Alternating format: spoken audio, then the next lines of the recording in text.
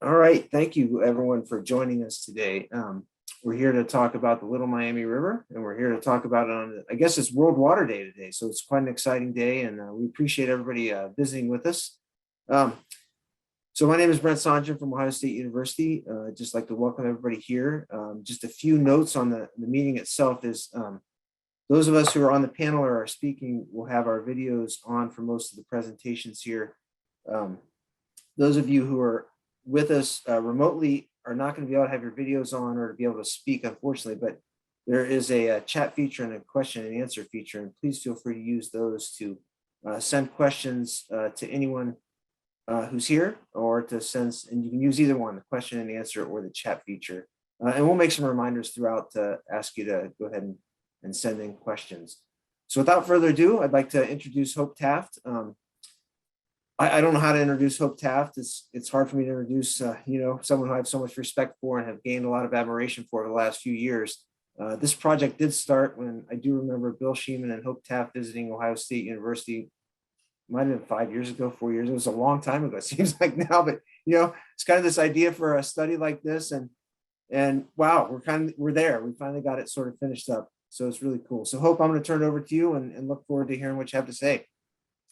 Thank you, Brent, and thank you all for joining us on this webinar on World Water Day for a special collaborative event between the Little Miami Watershed Network and The Ohio State University. We want to thank our generous donors who have made it possible for this study to take place.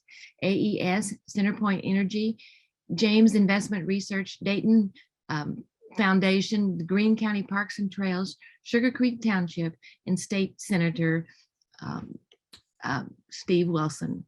Now more than ever, the Little Miami River needs someone to speak for her, someone to look out for her and protect her. The Little Miami River needs someone to stand up for her now so that she can continue to stand up at our sides for generations to come.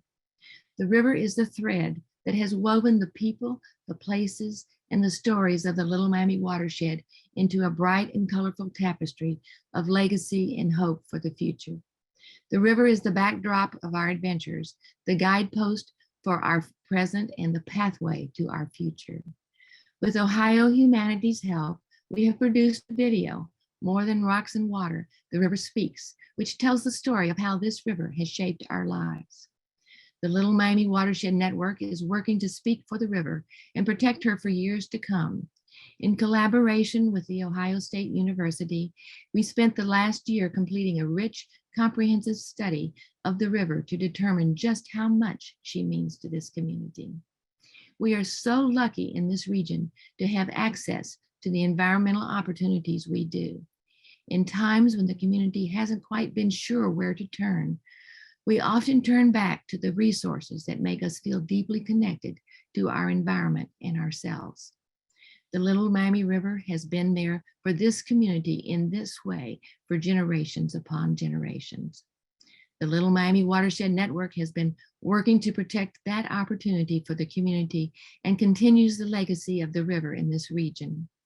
Since 2010, the Little Miami River Watershed Network has worked to keep the river clean and sustainable. We've told her story and represented her voice and passionately worked to welcome the community and protect her future. I want to thank all the people who have made this work possible. This group of passionate and dedicated volunteers is working diligently to ensure the river is protected for generations to come. Through their efforts, we have pulled out over 28,500 pounds of trash and 1,007 tires from the river in Greene County in the last 12 years. We've worked to promote stewardship, facilitate communications, and build partnerships across the watershed while envisioning a sustainable, high-quality Little Miami watershed for people and wildlife now and in the future. Through this collaboration with The Ohio State University, we are excited about the opportunities for the future. This effort is important for both an economic and environmental point of view, helping us to protect the river and its watershed. This will help our ability to attract recreational users far into the future. The results are both clear and encouraging. It is evident the Little Miami River is an economic engine for the region, and now we have the evidence to support that. With Ohio State University Professor Brent Sundren at the helm, this comprehensive study examined the economic impact of recreation in the Upper River Corridor, exploring the number, the type, and the quality of the visits of recreational designations and the surrounding communities. The results are astonishing.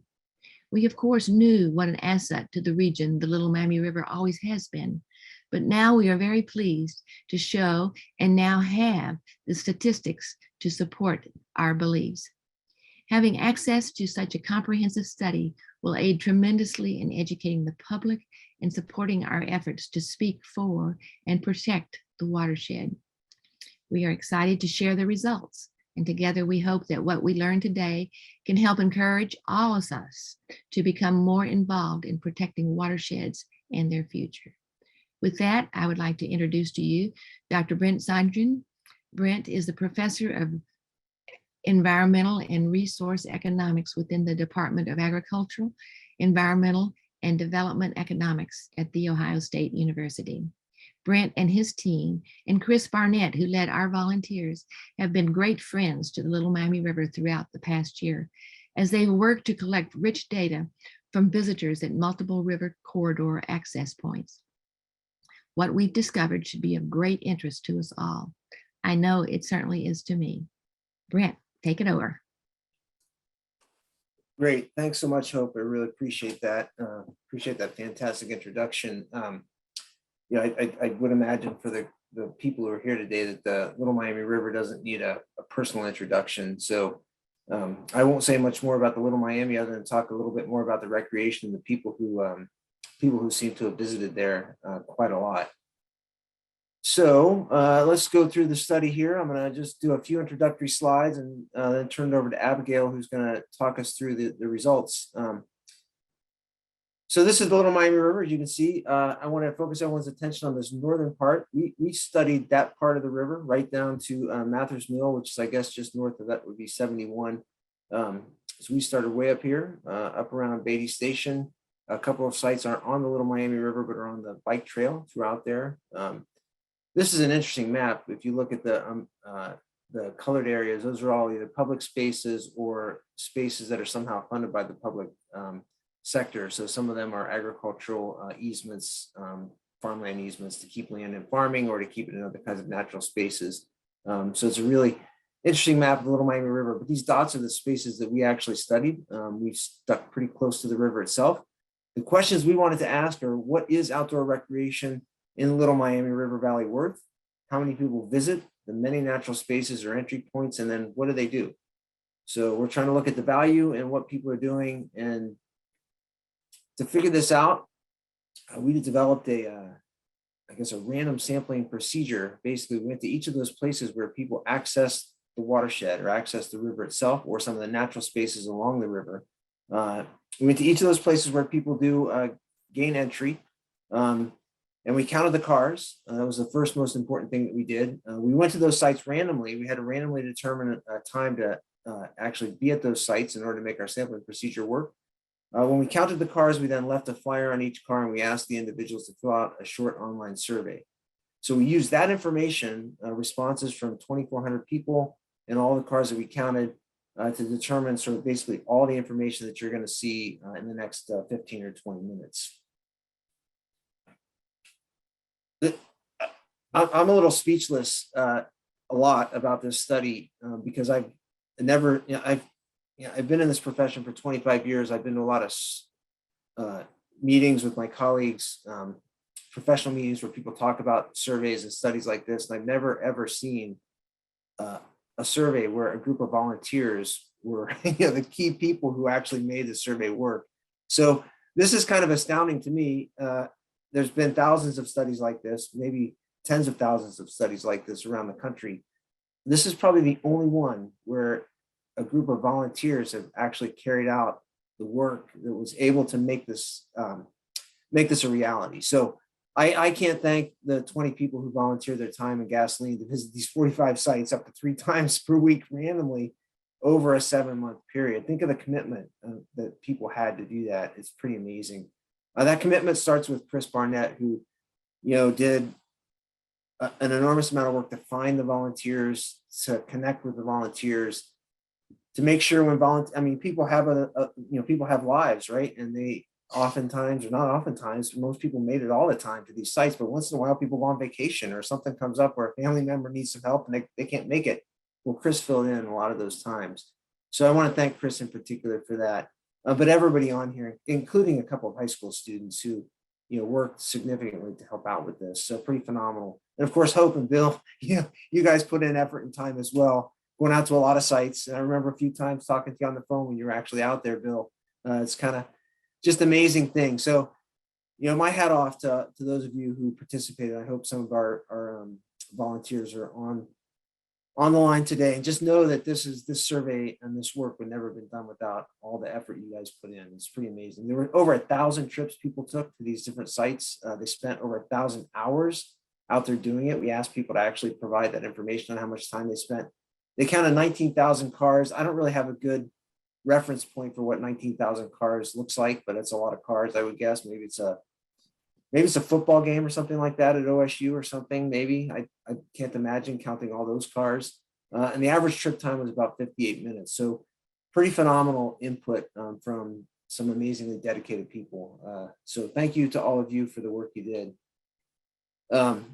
We had, I guess this is where I want to actually turn over to Abigail, right? This is Abigail's turn. She's going to walk us through the survey itself. Abigail is an undergraduate at Ohio State University who's been involved in the survey almost since the beginning and has done an enormous amount of work as well to really push along this effort. So Abigail, let's turn it over to you.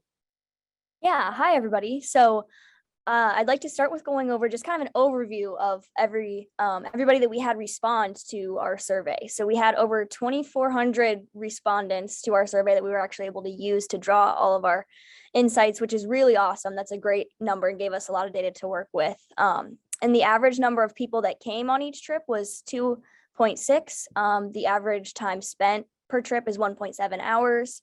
The mean and median age of respondents is about 50 years, and people spent about $7.15 to come each trip. So you can go ahead and go to the next slide. Okay, so this actually gives us a breakdown of the activities that people were doing when they came to visit the sites. So hiking was the largest proportion of trips. So out of all of those 2,400 trips that we observed, hiking was the largest percent at 38, and then biking was very close to that at 31. And then running, jogging, paddling and fishing, and birding and wildlife viewing are smaller proportions, but still some of the bigger activities overall. And then there were a couple other activities we looked for, like picnicking, walking my dog, nature photography, things like that people were engaging in. And that made up a 17% proportion of all of the trips, but they're individually, those were all pretty small activities. So really what we're looking at is a lot of hiking and a lot of biking. So yeah, for runners and joggers, they took 14.7 trips per year on average, which is a lot of trips to go to one site and run, but they didn't spend as much time or money on going to the sites as some of the other activities. So paddlers and anglers, who are people actually going out into the water and using the river and being in the water, they took fewer trips per year, but they spent the most time actually on site. So they only went on average 3.5 times per year, but they actually spent almost 3 hours every trip that they took, which is a lot. And then bikers took an average of 5.5 trips per year and spent nearly 2 hours on every biking trip. And then they spent about $9 per trip to go, which is above actually the average of the whole thing, which was $7.15 from the previous slide. So here we have our zones. So in order to look at our data and kind of understand how the different sites related to each other and how similar sites kind of in the north end versus like maybe further south kind of differed between like the location, we broke all of our sites up into zones. So starting with zone 1, we have obviously the northmost section of sites, and that is that includes a lot of our really big sites. So Beatty Station, Yellow Springs, John Bryan, there's a lot of really big sites up there. And then as we go down, the middle two sections are a little bit smaller. So we have Jacoby Road, Xenia in Zone 2, Glady Run and Constitution Park in Zone 3. And then in Zone 4, we have a couple more bigger sites, Mathers Mill, Cedar Creek. And it's a little bit more spread out. So like, so as you can see, the north end is a little bit more congested and spreads out a bit as you move further down. So this table right here shows, it looks like a lot of numbers, I know, but basically this is just showing how many trips were taken to each zone and in each month. So as you can see, it kind of increases as we move closer into summer, if you look at the total on the bottom row. But then we had something interesting happen in July where visitation actually went down quite a bit from June, and then it goes back up in August. So we were pretty curious as to why in the middle of summer this visitation dropped so significantly. And then you can also see in zones 2 and 3, if you look at the total for zone 3, it's quite a bit lower than the other zones. And I think that's also just because some of those sites in zone 3 are a bit smaller and a bit less enticing, I guess, than some of the other ones, but still. Okay, next one. Thank you. Okay, so for we decided to examine the weather and kind of look at that in correlation with our visitation because of that interesting dip in visitation that we noticed in July. So here we're looking at this graph shows you the precipitation in the gray bars, and then you can also see the temperature changes. So what was interesting is that in July we had a pretty high low average temperature. So basically what we did was look at the low average temperature, which is that dark line on like the second line that's darker. It basically, that shows the changes in the average low temperature for every day. So in July, the average low temperature was pretty high. So we can see that July was very warm and there was also a lot of precipitation. So we're assuming that it was really humid in July, and that was probably why we saw a dip in visitation, or at least it could be a possible explanation. Okay, so basically what we are examining with this study is consumer surplus. So it's the recreational value measured as the value individuals get out of taking trips. So it's essentially the value that you personally receive when you take a trip to go visit a site. And this is measured in terms of money that you could have spent doing something else, and the value that of your time that you could have spent doing something else. And again, this is called consumer surplus. So we also estimated how much people spent on food and other things when they visit. The only thing we did not include was gas. And the average recreation value per trip was $12.04. So this is actually in dollar value, this is how much people received on average for coming to visit a site. So right here we have another large table with a lot of numbers, but this basically just kind of breaks down for each zone to the top 2 most visited sites and then a list of the other areas in that zone. This shows us how many visitors there were, and then the value per trip, and then the total value. So as you can see, zone 1, the average value per trip was the highest, and that had, again, some of our big sites like Yellow Springs, John Bryan, and it was worth about $4.6 million, which is just incredible. And then kind of moving down the list, you can see zone 3 again was our lowest value, but still quite a bit there at $700,000. And then if you look all the way down at the bottom right corner, you can see that the whole corridor we estimated is to be worth about $9.7 million in consumer surplus, which is just really incredible and just super awesome to see. And we had about 806,000 visitors estimated, which is awesome. So this right here is just a breakdown of our value by activity. So we took those numbers that we have for how much the sites were worth, and then we also looked at what activities were conducted there or engaged in there, and how much the visitation was worth. And we were able to figure out actually how much each activity was worth within each zone. So as you can see, hiking and walking in zone 1 is worth $2.5 million, which is really high. And then if you look down at the bottom, hiking and walking is worth 3.6 overall. which, as you can tell, it's our most engaged in activity. So that makes sense that it's worth so much. And then you can see that this all adds up to that 9.7 that we had before. Birding is only worth 184,000. Biking is worth 2.9. So these are just some really awesome numbers of how much each of these activities are worth.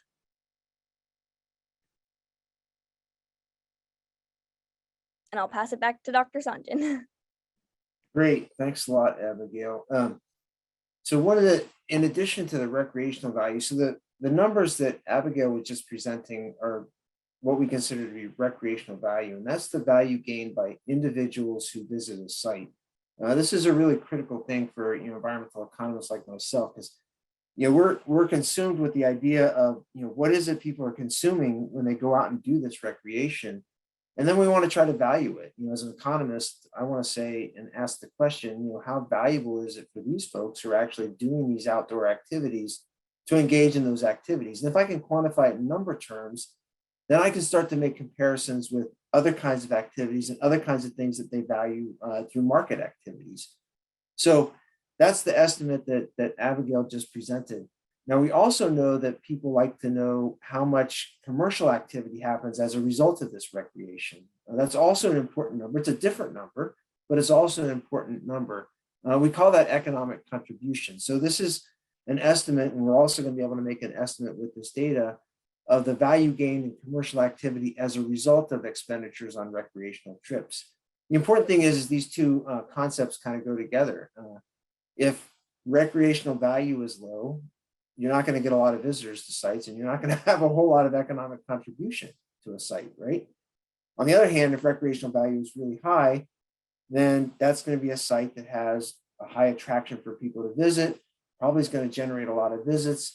And as people make those visits, they also are going to engage in other activities and potentially contribute to the local economy. So these two things, while different, are related as well.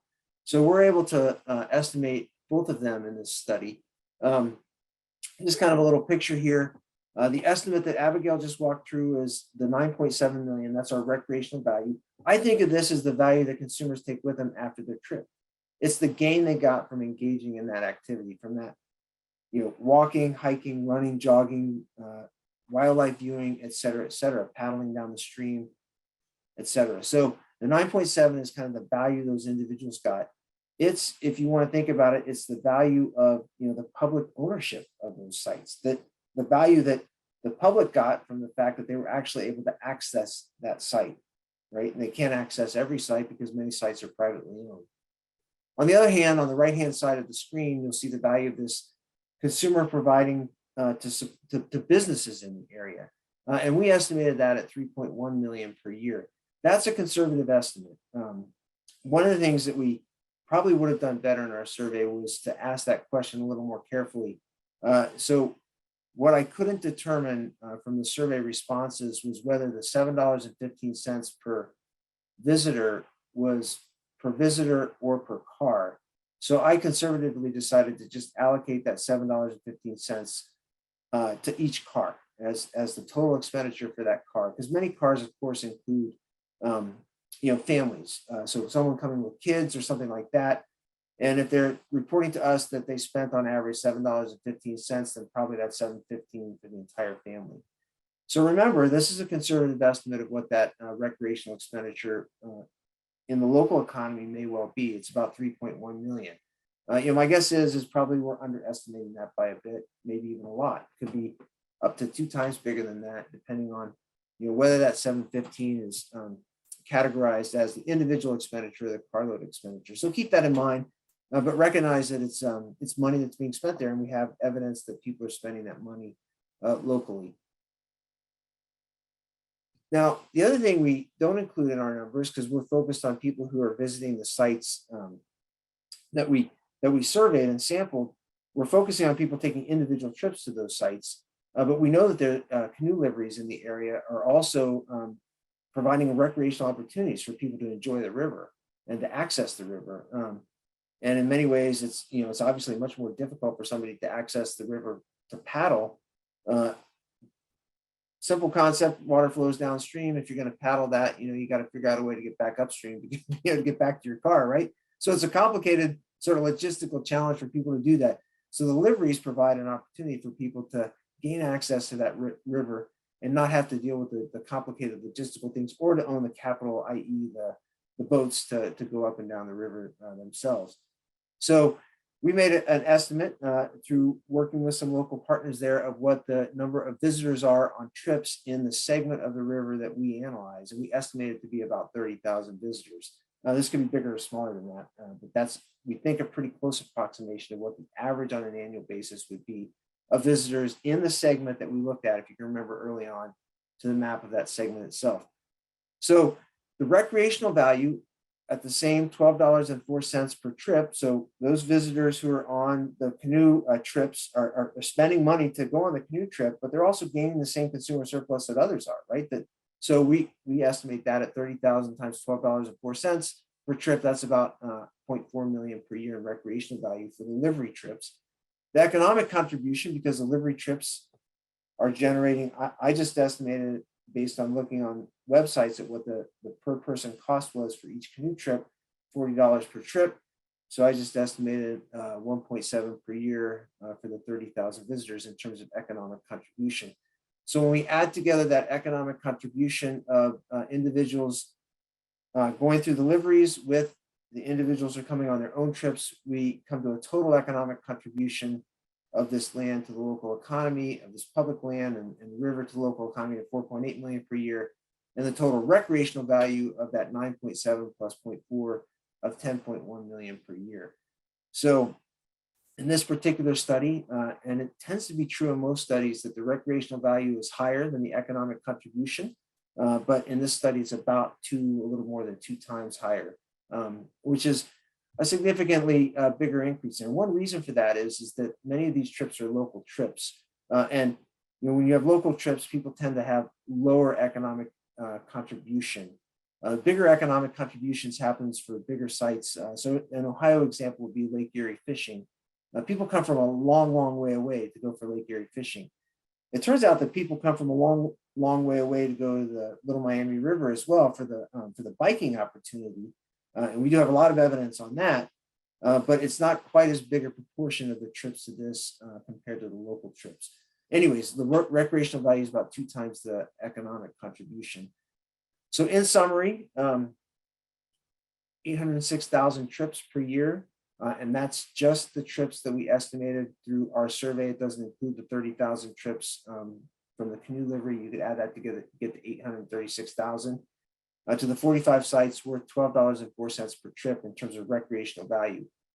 The total value is 10.1 million per year when those canoe livery trips are included.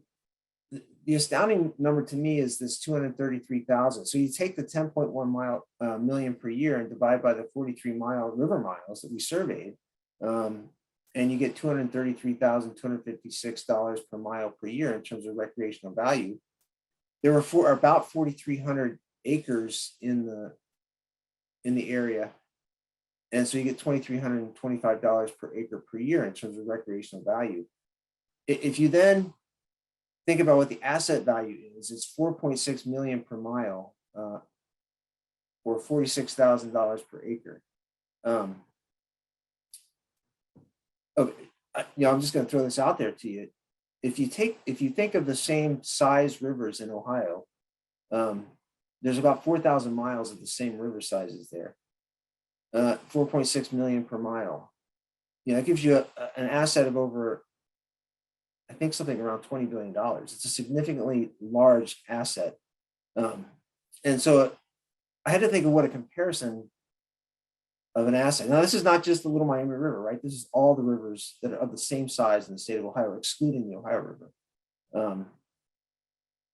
I had to think of something that was similar in size. So I just went to the 6 sports teams that we have in the state, right? Professional sports teams. The Cincinnati Bengals, my personal favorite. Cincinnati Reds, really, that's my personal favorite. I'll say the Browns, and I'll say the Guardians now. And we have the Cleveland Cavaliers as well, and the Columbus Blue Jackets. Collectively, those are worth about $9.4 billion, right? So, that's a pretty big asset for the state, those things. But our river system is worth an enormous amount of money in asset value. It's a huge asset for us. And, it's awesome on a day like World Water Day for us to think of it as an asset like that because of the recreational returns it provides us. The contribution to economic activity is 4.8 million per year. That amounts to about 111,000 per mile, or about $1,116 per acre per year.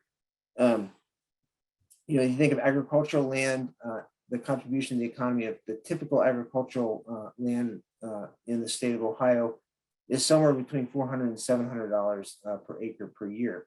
So the recreational value of spaces like this is really high compared to even a really important economic activity like agricultural land. If we get into city land, obviously cities have really high infrastructure on them, and the land value there is contribution to that land is really high.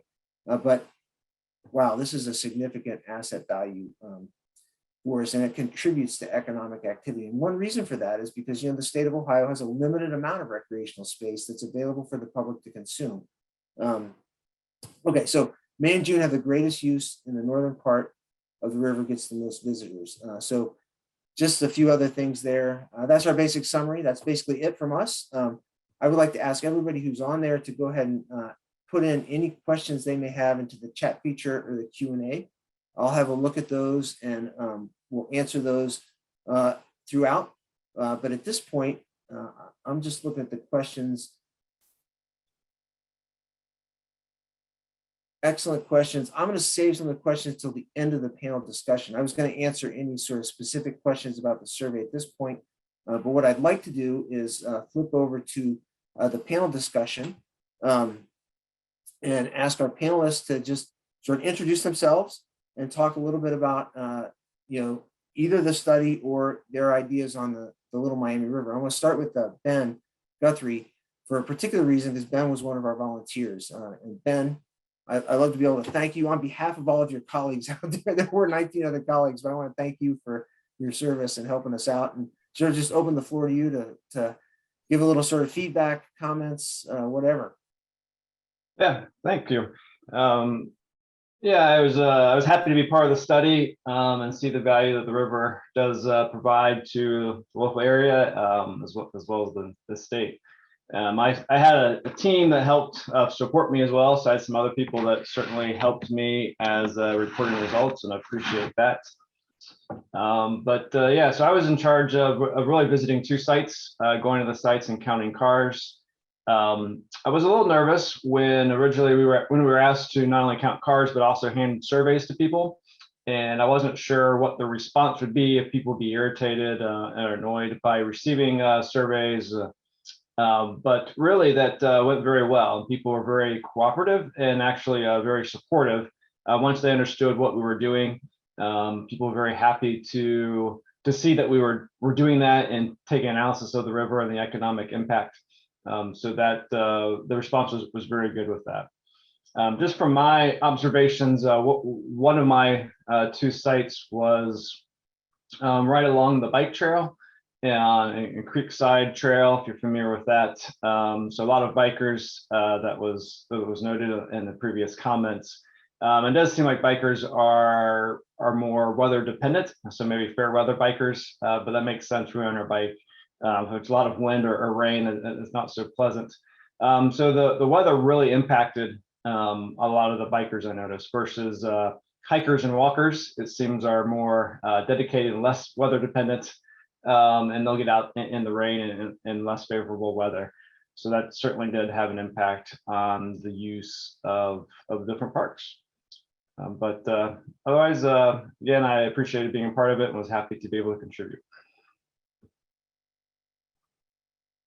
Thanks a lot, Ben. Really appreciate that. Aaron. I work for the DNR, and I'm the Southwest Ohio Scenic Rivers Coordinator. So I have the Little Miami. I'm privileged because it's the first designated river and the oldest scenic river program in the nation. Predates even the federal program. So I've got a great responsibility there, and I'm proud to have it. I also have the Stillwater River and Greenville Creek in my bailiwick.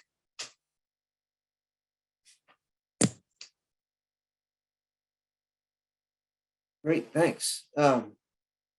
Brian. Hey, good morning.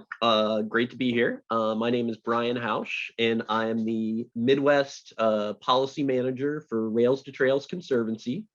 So very actively involved in our trail network and also across the state. And I also have the privilege to serve the Village of Yellow Springs as our Village Council President. And so one of the things, as soon as I saw the final report this morning, is I forwarded it to my clerk of council to make sure that it's in the next packet. And that's, I think, one of the things that came to mind in reading the study and listening to this morning's presentation is how important it is to get this information to decision makers. And I think some of you that are part of this webinar are aware that we have an Ohio Legislative Trails Caucus. It currently has 54 members, which is pretty significant out of the 132 legislators that we have. And appropriately, we are celebrating the 5th anniversary of having the first Trails Caucus in the nation. So it's very exciting. That celebration, by the way, anyone's welcome to join, is going to be on April 6th. And that's going to happen at 4:30 at the State House in Columbus. And it kind of highlights another thing, because part of that day is we're going to be doing some advocacy meetings with some of our state legislators. The co-chair of the caucus, by the way, is Steve Wilson, and it was nice to hear about his support of this study. And so again, I really encourage folks to use this data to talk to your local county and state elected officials, because it makes such a difference. The other thing I wanted to highlight is the importance of the connectivity that we have in the Miami Valley region. And some of you may be aware that the study area that we're talking about is part of the nation's largest paved trail network.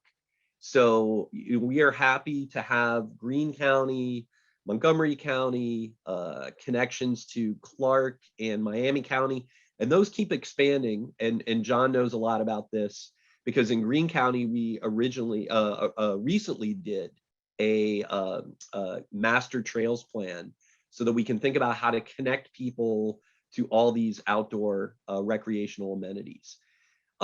Last thing I wanted to highlight was just, not only what an economic driver, as was referenced by Hope and Brent, the trails are, but also kind of highlighting some of the other important benefits that are mentioned in the study.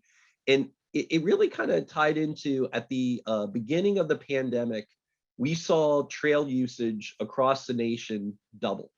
And we're seeing, a continued, not that high of numbers, but the continued appreciation of the trails for physical and mental health and well-being.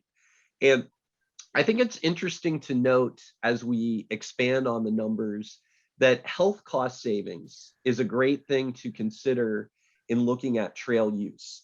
And in a lot of the research that we've done, and when we look at projects at Rails to Trails, we think about that cost savings based on the CDC's number, which says that someone that's physically active probably saves about $1,000 annually in terms of healthcare medical costs. And so based on that, we have even more things that we can look at.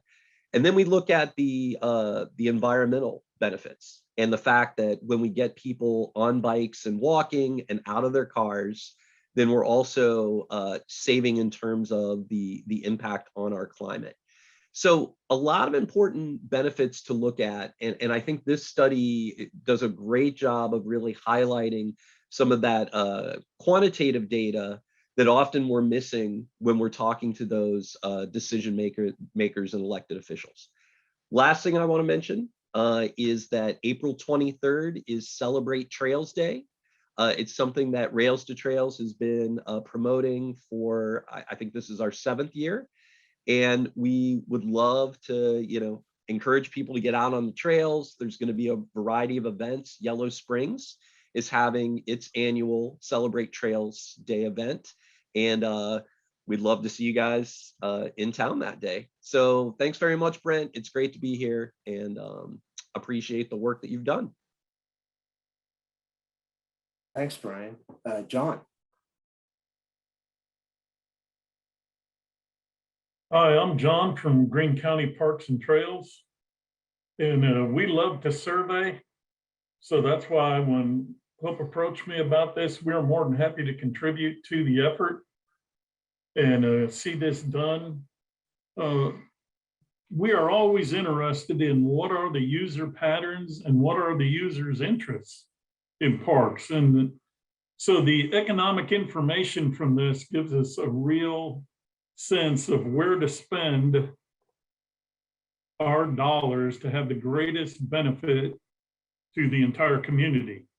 And as a county-wide agency, it's in our best interest to be relevant with all of the communities within the county.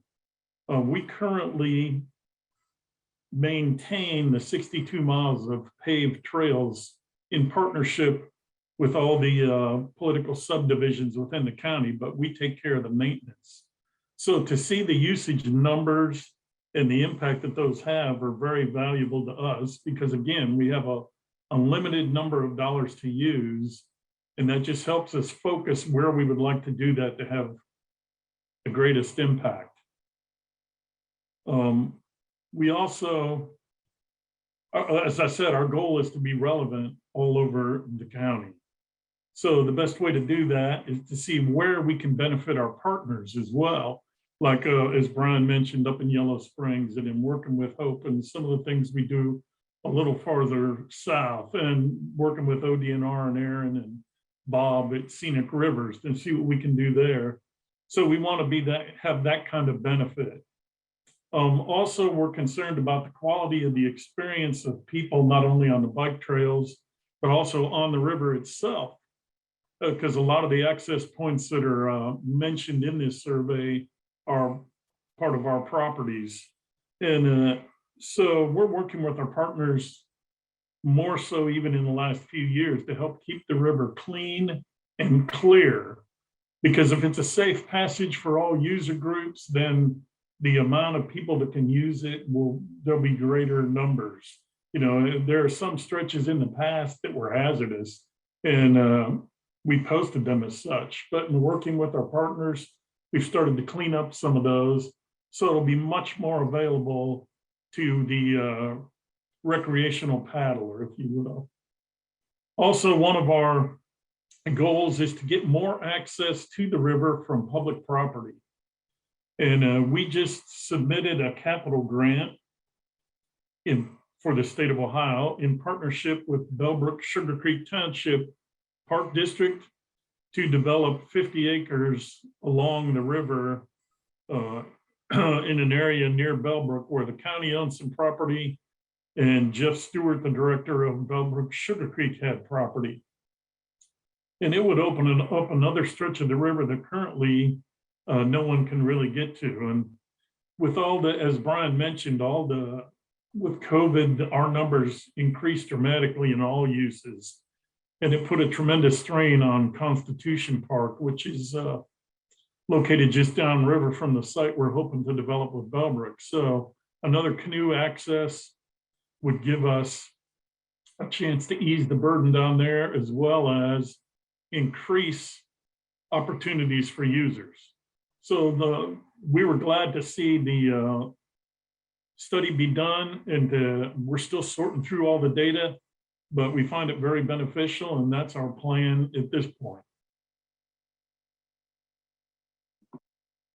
Fantastic. Thanks, John. Thanks to all the panelists for being with us today. And I'm going to invite also Bill and Chris and Hope to chime in. I'm going to just throw out a few questions here that came in from folks, and just love to get your responses to them. Christina Campman asked, and I think this is a good question, and this is what I really want to get all of you to sort of think about, especially maybe you, Aaron, is if we were to benchmark this, I just sort of said, what if we took $233,000 per river mile times 4,000 miles, right? Sort of, but of course the Little Miami River might not be like every other river in the state, right? It's a special river. It's a state and federal scenic river. So if we were to benchmark and think about other places in the state that may be similar or of higher quality or lower quality, what would you think about that in the state? Where does the Little Miami River sit? Is it the top? maybe I shouldn't ask that question during this, but I'd love to get your sort of responses to that. Kind of where is this? It's got a unique system. It's got a fantastic river and an interesting set of trails along with it, right? It's Yeah, the combination of the bike trail and the river is really golden. And we see that in a few other places. For instance, we've been working on getting Paint Creek designated in Ross and Highland counties, and it has a bike trail along one of its major tributaries, which is included in the designation. There's a 1986 inventory of all the other rivers in the state that are probably worthy of designation that have not been designated yet.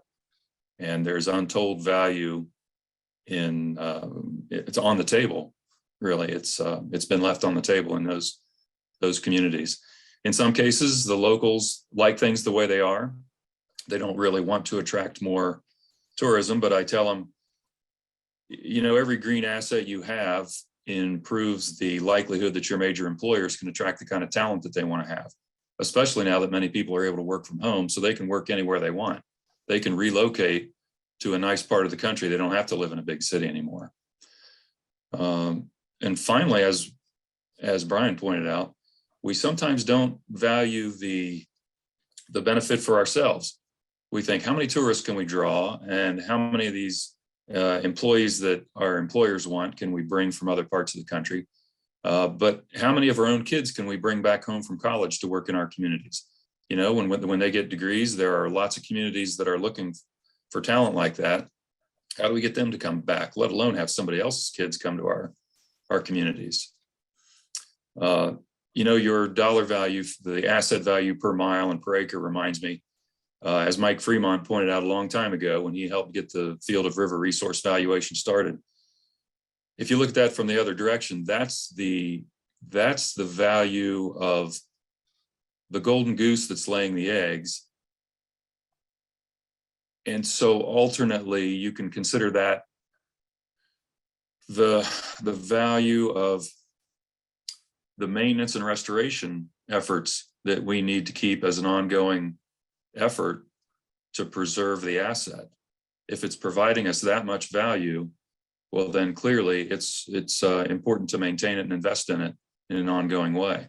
There's a lot of development pressure on the Little Miami River. It happens to be the only of our 15 rivers that has as its main stressor, you might say, urban development in the Dayton Beaver Creek corridor, and then the Duck Creek corridor down in Cincinnati on the east side. So I remember being told at one point that in Warren County, the number one economic driver is recreation and tourism. It's not presence of a university or lots of major basic industry. It's not a government hub particularly. Recreation and tourism. And within that category, the number one source of revenue is Kings Island. But number two is the combination of the bike trail and the river. Kings Island takes a lot of maintenance. There's a giant payroll, an electric bill. They swap in and out rides every year, repave their parking lots. They pay their workers' comp. But the bike trail and the river don't require a lot of maintenance. Let's make sure we don't neglect what investment it really does require. I'd like to add that when you look at value, of course, my personal opinion is Little Miami River's at the top of the list. And one of the things we overlook is the access of the local population. There are 3 million or more people within a 30-minute drive of the Little Miami. So the experience is different on the Little Miami for all the things that Aaron just pointed out. So you can't make a direct comparison between the Little Miami River and, let's say, Little Beaver Creek in northeastern Ohio. But value, I mean, that's a proposition where users come in. And 3 million people within 30 minutes, I mean, that's a determining factor. And there's nothing more valuable than this asset, which we all love and care about. Thanks for the study, Brent. I know that all of us who have been advocating for the river for many, many decades, we finally have the vehicle in this study we need to put in the hands of appointed and elected officials, and maybe get a lot more people on board that haven't grown up and love the asset as much as we do. Thanks. For sure, Aaron, that was an interesting point. And Bill, your point was good too. That I'm willing to bet that the 233,000 per mile is probably a bigger number than say at Paint Creek, which is a little further away. Although I don't know, because Paint Creek attracts people for other reasons. The paddling there is, of course, world class in some places, right? And so, and you've got the bike trail I didn't even know was there. So, and you've got a state park there. So there's potential there. But I would stake, I'm not going to stake my life on it, but I'd stake a lot of money on it that the value of the southern stretch of the Little Miami River probably is actually higher than this stretch. I don't know 100%. I mean, Yellow Springs is a big attractor, Brian. It's a big place. A lot of people want to go there. We did find that out. But on the other hand, there are more people closer to the river further south. And the biggest liveries are in the south, and also the center of gravity of the Bike Trail Friends group is in the south. Yeah, so I think, we're probably at the low end in terms of the total river value, in terms of per mile basis, if we added in that southern part. So It's an interesting question to think about. Is kind of where's the big value. I was interested to hear, Brian and John, your thoughts on COVID. There was a question on COVID. We only looked, we put the survey off for a year. Bill's excellent recommendation to avoid a COVID influence. But we did ask some questions about COVID and found that the respondents didn't think that their behavior at this point was being affected by COVID. But we do have evidence, as you guys have alluded to, that there was a big increase in trail use and whatnot when COVID happened, like in that March 2020 period, right through the summer there.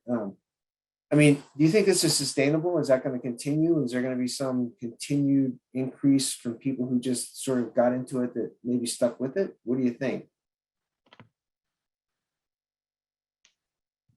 John? Well, I think, Brent, that trend will continue. But the premise that we base that on is that there were such limited opportunities during that COVID period that folks that don't normally use parks or bikeways or the river started to. And once they got out and experienced it, it became part of that routine. And so far to date, our attendance has stayed pretty steady through that period. But I think that was a big thing. It just promoted more people to the area. And one of the impacts we had is in one of the areas on the study called the Narrows. We actually had to close that for a week because of the volume of people coming in. It became parked full and no one could move. And so we had to close it and reevaluate how we were going to do it and make some changes in direction of travel and the like. And then we're able to reopen. But we saw a tremendous impact from that. Yeah, and I'll just add to that. I definitely, we are feeling the same way at Rails to Trails that what John's expressed, which is that it is going to be sustained. And to that extent, there's a lot of discussion, and Aaron referenced this as well, around the need to think about the maintenance aspects, because more users in our trail system definitely means more wear and tear. And I think that's going to be a really important focus as we look at some of the funding that needs to happen to not just expand the connectivity, but also keep things moving. The other thing that we have seen is more diversity in terms of types of users on the trails. And that's been really exciting. A lot of folks, especially at the beginning of the pandemic, who hadn't, used those assets before, were definitely exploring that again because, as John mentioned, there were limited options. And I was interested, Brent, when I looked at that section of the study, because I wondered, number one, that's kind of a year and a half in, or at least a year after the pandemic started. I wondered, did people remember that they became new users? And I also wondered if reflected on the folks that I'm guessing a lot of the folks that take these surveys are regular users. But it would be interesting to capture more about that, the new users, and look at that piece. But yeah, trails are a hit, and they're going to stay that way. Since some of the new users had to invest in a boat or a bike, and the boat shops and the bike shops were sold out for more than a year, Yep. Maybe their participation in outdoor recreation will turn out to be sticky because they've got the equipment now. And I think a lot of people made the wrong assumption about the whole COVID and natural areas, because we did see a bump right away. They became more busy, all of these survey locations. But what I'm observing right now is, as things are quote unquote opening up, I mean, these parking lots, especially one area I run, they're busier than ever. So the opening up, the feeling of opening up thing is actually was counterintuitive to me, because more people are actually getting out there and using these facilities. And I never anticipated that. I look for a slight dip or, an observable dip, but it's actually the opposite based on what I'm seeing out there. And I'm out there a lot.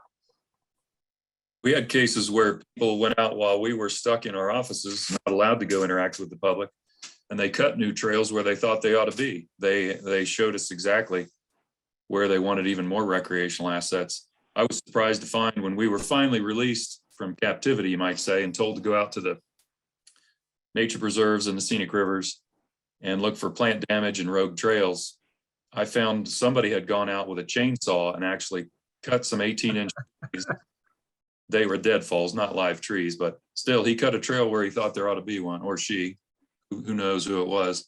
That was in a state nature preserve. And I saw a comment in chat from Dave Reuter about, he pointed out that when Brent was talking about the asset value of our stream miles compared to sports teams, he rightly said, well, not all of those streams have access. Well, this is how we get access, by studies like this. So, I mean, if we can't make a case for more access to our asset of streams in Ohio, I mean, wake up. Here's a little anecdote, very fresh from Paint Creek. After the contentious public meetings at which local landowners expressed the thoroughgoing feeling that somehow this was going to result, the designation of Paint Creek and its tributaries was going to result in a diminution of their private property rights.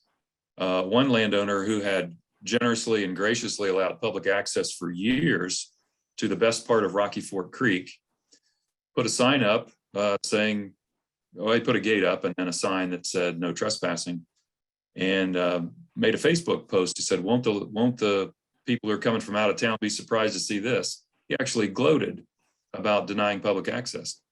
Well, right across the river are the remnants of an abandoned mill. Just the foundations still exist, and the dam across the creek, and that's called Barrett's Mill. Not far away on another tributary is, well, actually just below the dam is McCoppin's Mill. An investor recently bought both of those and discussed with the Scenic River Program Manager, Bob Gable, what exactly scenic river designation would mean for him. So there's an example of investment in an asset that might help to turn the tide and show the public how good this can be.